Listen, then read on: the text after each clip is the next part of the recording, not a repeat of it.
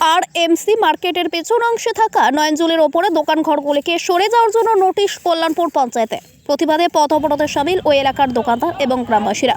এদিন মঙ্গলবার বেলা 11:30 নাগাদ কালনা কাটুয়া STKK রোডের পান্ডুয়া মোড় সংলগ্ন এলাকায় পথ অবরোধ করে তারা।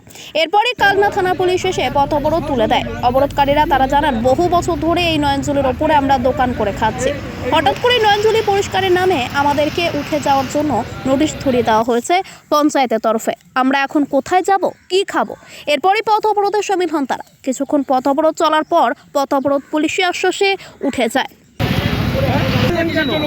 আপনাদের কোনো সমস্যা কথা কোনো কর্তৃপক্ষের সঙ্গে আলোচনা করবেন, যদি কোনো কর্তৃপক্ষের সঙ্গে আলোচনা করে শোনা হয় না হয় তারপর আপনি হঠাৎ করে অবরোধ করবেন। দোকানে নোটিশ দিয়ে গেছে। কাদের তরফ থেকে নোটিশ দিয়ে গেছে? অঞ্চল থেকে নোটিশ দিয়ে গেছে। পঞ্চায়েত এটা সাতগাছি কল্যাণপুর পঞ্চায়েত। আচ্ছা, কি বলেছে?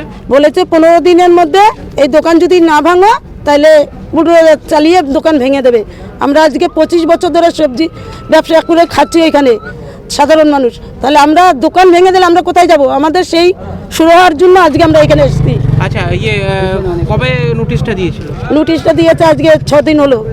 আচ্ছা, দিয়ে এখন প্রশাসন কি বললো আপনাদের?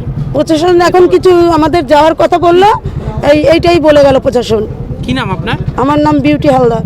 এসছি দীর্ঘ 25 বছর যাবৎ এই নয়নজলির উপর সাধারণ কিছু গরিব মানুষ এরা ব্যবসা করে খাচ্ছে।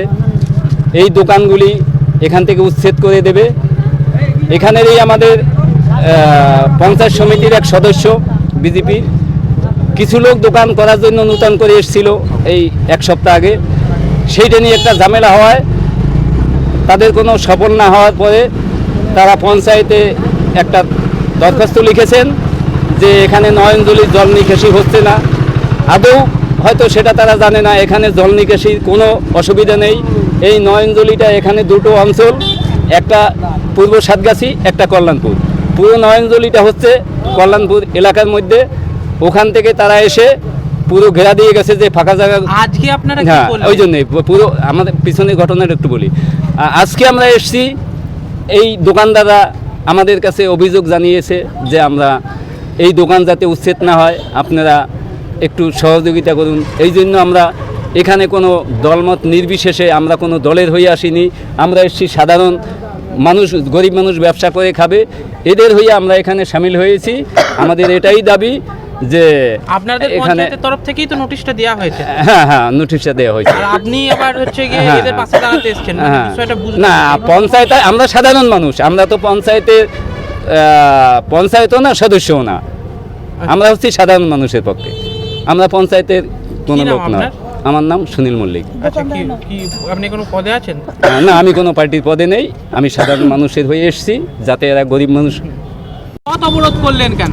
আমরা পথ অবরোধ করলাম, আমরা আজকে এখানে দীর্ঘ 25 বছরের উপরে আমরা এখানে ক্ষুদ্র ব্যবসায়ী যারা আছি আমরা ব্যবসা করে খাচ্ছি। কোনখানে ব্যবসা করছেন? আমাদের আমরা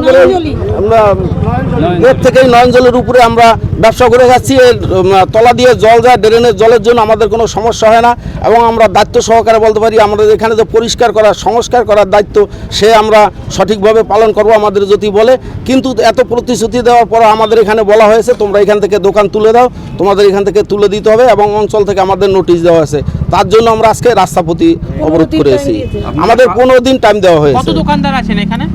এখানে আমরা 25টা দোকানদার আছি। আচ্ছা, কি বলা হয়েছে পঞ্চায়েতের তরফে? পঞ্চায়েতের ওখান থেকে নোটিশ দেওয়া হয়েছে, আমাদের 15 দিন সময় দেওয়া হয়েছে যে আমরা যদি 15 দিনের মধ্যে এখানে দোকান তুলে না দেই তারা এখানে জেসিবি লাগিয়ে সরকারের এখান থেকে তুলে দেওয়া।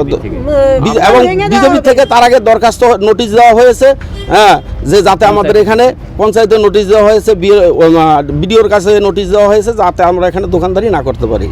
এখানে তো কিছুদিন আগে একটা অবৈধ নির্মাণ হচ্ছিল ইয়ের উপরে, তার জন্য একটা ঝামেলা অশান্তিও হয়েছিল। অবৈধ নির্মাণ হয়েছিল, এখানে একটা পার্টি অফিস করবে বলে বিজেপি থেকে সিদ্ধান্ত নিয়েছিল। হয়তো এর জন্য দুই পক্ষ থেকে একটা ঝামেলা হয়েছে। এক পক্ষ এসে ঘিরে দিয়েছে, আরেক পক্ষ এর জন্য বাধা দিয়েছে। হ্যাঁ, ঘিরেছিল ওই কল্যাণপুরের লোক এসে ওইখানটা ঘিরে দিয়েছে। আচ্ছা, আজকে আপনারা মানে হচ্ছে কি তারপরে পুলিশের সাথে কি কথা হলো আপনাদের? আমাদের বললো যে আপনারা প্রশাসনিক ওখানে যোগাযোগ করুন, প্রশাসনের কাছে আমাদের যেতে বললো। আমরা প্রশাসনের কাছে সবাই মিলে যাব। আমাদের যা তারা করে প্রশাসনের থেকে ব্যবস্থা, আমরা সেই ব্যবস্থা অনুযায়ী আমরা চলবো। কি নাম আপনার? আমার নাম শঙ্কর সরকার। রীতা ভট্টাচার্যের রিপোর্ট, সুন্দর বাংলা নিউজ।